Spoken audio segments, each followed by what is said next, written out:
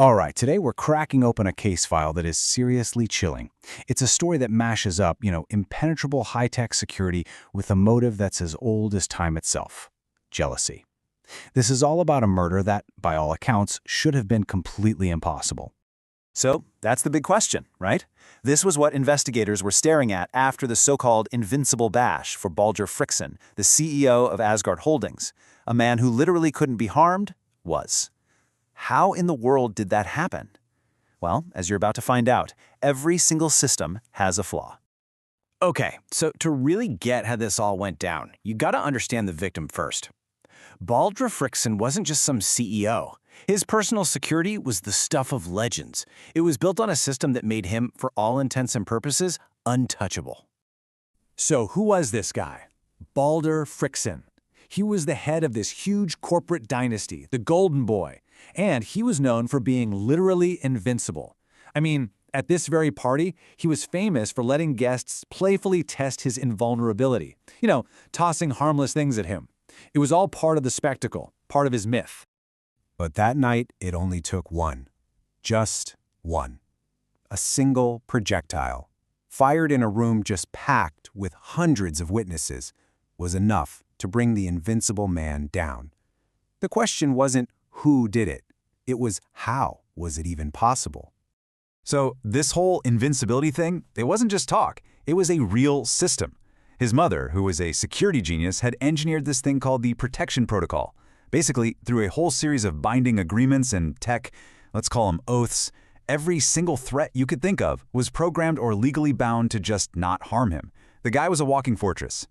But here's the thing about even the most perfect systems. They can have a blind spot, a tiny little loophole. In her massive search for every possible threat, Baldr's mother overlooked one thing, something she thought was just too small, too insignificant to ever be a danger: mistletoe. And that was a devastating oversight. So the investigators find the person who fired the weapon almost immediately. Case closed, right?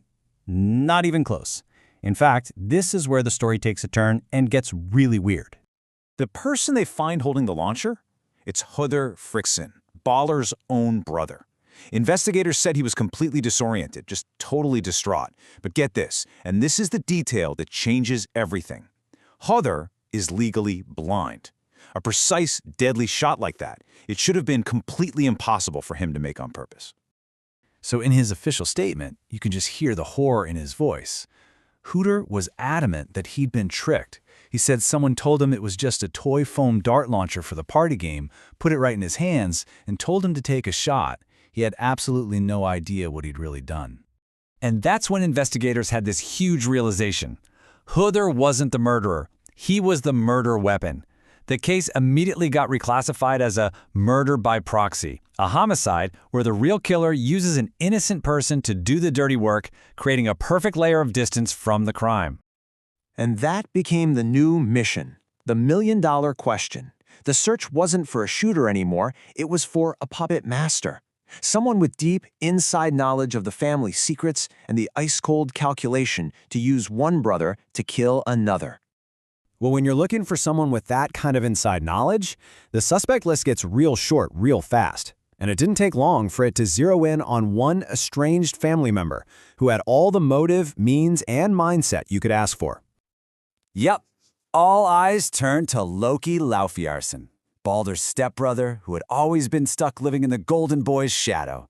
The profilers had a field day with him, flagging him as a classic dark triad personality. Think narcissism, Machiavellianism, and psychopathy, all fueled by this deep, corrosive jealousy. And when they dug into his digital life, oh man, it was a gold mine.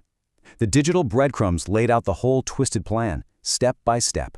You can see it right here, from researching the protocol's weakness weeks ago, to buying the tools, getting the mistletoe, and then, on the night of the murder, being seen guiding the weapon right into his brother's hands. So with a digital trail like that, this seems like a slam dunk, right? Open and shut case, first-degree murder. Well, Loki had one more trick up his sleeve, and it was just as cruel as the crime itself. Listen to this. This is what he told the detectives during his interrogation. It's just so arrogant. He didn't deny what he did. He just completely reframed it. He claimed he just thought he was helping his brother join a harmless game, and he put all the blame on the victim's faulty security. Unbelievable. And this right here, this is the core of his twisted but brilliant legal defense. He admitted to planning the act, but he totally denied planning the murder. His argument was simple. Since mistletoe wasn't a known weapon and Baldr was supposed to be invincible, how could he possibly have had the legal intent to kill? He was aiming for a way lesser charge by exploiting a loophole in the law itself. This graph just shows the prosecution's nightmare perfectly. Everybody in that courtroom knew Loki was morally guilty. His malice was just off the charts. But proving it beyond a reasonable doubt, proving he knew the mistletoe would kill him, that was incredibly tough. He was banking on the gap between what everyone felt was true and what the lawyers could legally prove. So, at the end of the day, here's how it all shook out. Höðr, as he should have been, was acquitted of everything. But Loki, the mastermind, he actually managed to escape the first-degree murder charge. He was found guilty of conspiracy, which is serious, but it carries a much lighter sentence than the one he really deserved. The Mistletoe Murder just completely shattered the Frixson dynasty. It became a textbook, chilling example of a nearly perfect crime. And it proved that the most dangerous threats, they don't always come from the outside. Sometimes your biggest vulnerability is the person standing right next to you. And that's what this case file leaves us with, isn't it? This really tough, unsettling question.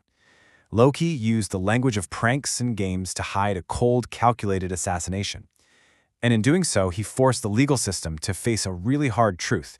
How can you ever truly prove the malice that's hiding in someone's heart?